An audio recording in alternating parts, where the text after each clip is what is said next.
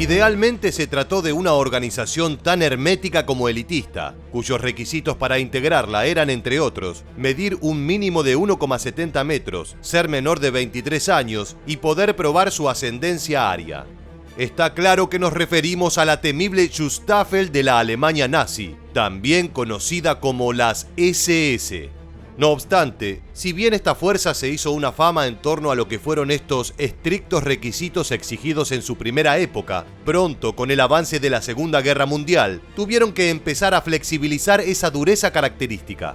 Algo que sin dudas diversificó sus líneas tanto en la procedencia de sus soldados como en sus edades, formación militar y hasta en los motivos de su alistamiento. Pero ¿cómo era realmente la vida de un soldado de las SS en la Alemania nazi?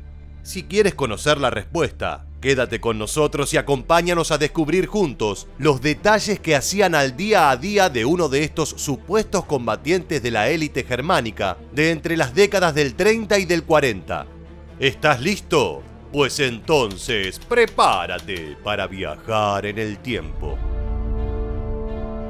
Una de las preguntas más recurrentes que se hace la gente cuando se habla de las temibles SS es si se trataba de personas normales, de fanáticos sádicos, de soldados comunes o de criminales que encontraron una causa común para dejar brotar su verdadero carácter.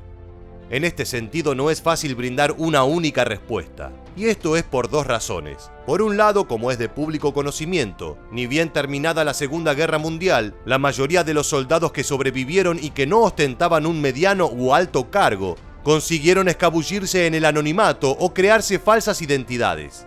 En fin, empezar de nuevo y esconder su pasado. Por eso es mucho menos lo que se sabe por testimonios directos de efectivos de las SS que de, por ejemplo, combatientes norteamericanos. Por el otro lado, además, están los motivos por los cuales los alemanes que conformaron la Schutzstaffel se alistaron en ella, porque claro, como en todas las otras fuerzas, existieron diversos motivos, y las SS no fueron la excepción.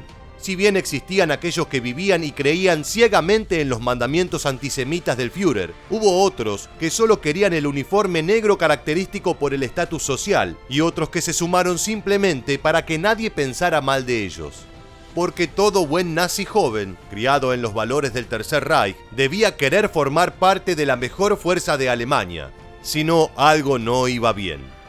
Es por todas estas razones que la vida de un soldado de la SS en la Alemania nazi podía ser muy variada, como casi cualquier otra fuerza que participó de la guerra, desde los que vivieron todo el conflicto desde atrás de un escritorio, hasta aquellos que pasaron fríos crueles y gélidos en el frente oriental. Dicho esto, hablemos ahora específicamente de los integrantes de la Schutzstaffel, y dentro de este campo, de los convencidos seguidores fieles de Adolf Hitler. Gran parte de estos jóvenes ya venían de una niñez marcada por la presencia de los nacionalsocialistas, inculcándoseles desde la educación primaria cierta hostilidad para con las razas que no fueran alemanas. De hecho, en varias familias estaba arraigado el pensamiento de que los nazis eran las únicas personas que querían lo mejor para Alemania y que hacían algo para ello. Y en este sentido, muchos de estos niños de la juventud hitleriana, que luego serían soldados SS, participaban contentos de la quema de libros escritos por judíos y otras culturas que degeneraban la alemana. Por supuesto, todo dependía también de a dónde fuesen destinados. Tomemos por ejemplo el caso de Oskar Gröning, quien salió de la juventud hitleriana y fue enviado como SS a ser guardia de Auschwitz. Al llegar lo recibieron con latas de arenque y sardinas, además de ron y vodka, aparte de las habituales raciones de pan y salchichas de la Schutzstaffel. En tanto que su trabajo rápidamente se transformó en rutinario e incluso hasta entretenido. El campo principal de Auschwitz era como una pequeña ciudad, describió Gröning. Tenía sus rumores, tenía una verdulería donde se podía comprar para hacer caldo, había una cantina, un cine y un teatro con funciones periódicas. Hasta había un club deportivo del que yo era miembro, y bailes, todo diversión y entretenimiento. Asimismo señala que de lo más positivo que se llevó de su experiencia allí fueron sus camaradas. Había mucha gente que trabajaba allí que no era tonta, eran inteligentes, señaló, y añadió: la vida en Auschwitz me llevó a forjar amistades que aún hoy recuerdo con alegría. Con respecto al trabajo que se hacía allí, en otras palabras, al exterminio de judíos, Gröning afirmó que si bien estuvo masivamente influenciado por la propaganda nazi, él hizo lo que consideró correcto en aquel momento: eliminar al enemigo.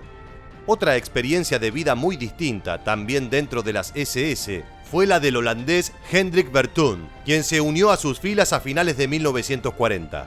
En aquellos años, para los jóvenes de otros países europeos con orígenes arios, aún en territorios invadidos por los nazis como Holanda, Suecia, Noruega, Dinamarca y Bélgica, Alemania era el futuro del continente, el estandarte contra el bolchevismo.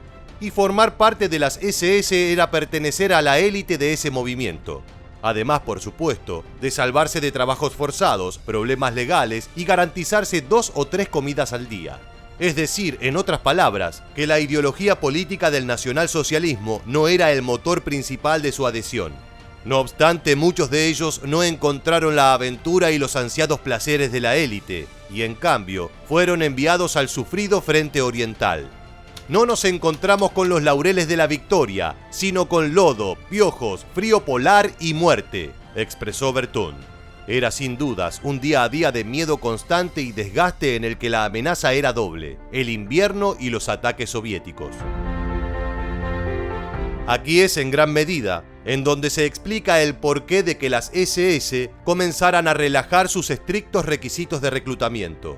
Las innumerables e inesperadas bajas ocasionadas en la campaña contra la Unión Soviética hizo que la Alemania nazi en general tuviera que sumar hombres a sus filas que en otras circunstancias no habría aceptado. Y la elitista Schustaffel no fue la excepción. De priorizar a los alemanes de ascendencia aria, a los mencionados países con raíces arias, hasta llegar en los últimos años de la Segunda Guerra Mundial a sumar a personas que apenas hablaban alemán con orígenes tan diversos como España, Francia, Croacia, Bosnia, Latvia, Estonia, Finlandia, India y Asia Central. En definitiva, como en tantas otras fuerzas, la vida de un soldado SS durante la Segunda Guerra Mundial dependió fundamentalmente del lugar a donde fue destinado. Y lo hemos visto con sendos ejemplos. Lo que sí es cierto es que tanto el elitismo como la crueldad que se le atribuyen exclusivamente a la Schustaffel fueron más producto de la propaganda que otra cosa. Algo que, por supuesto, no exime para nada de la culpa relacionada a los atroces crímenes que sí cometieron. Así vamos llegando al final del video y es momento de que tú asumas el protagonismo. Por eso te preguntamos: ¿crees que el factor político-ideológico es importante para el mejor desempeño de un soldado en batalla? Cuéntanos. Déjanos tu respuesta en la bandeja aquí debajo y no olvides suscribirte y activar las notificaciones del canal. También recuerda seguirnos en Facebook e Instagram para conocer muchos más sucesos militares que dejaron su huella en la historia. Muchas gracias por habernos acompañado hasta el final y te esperamos en el próximo video.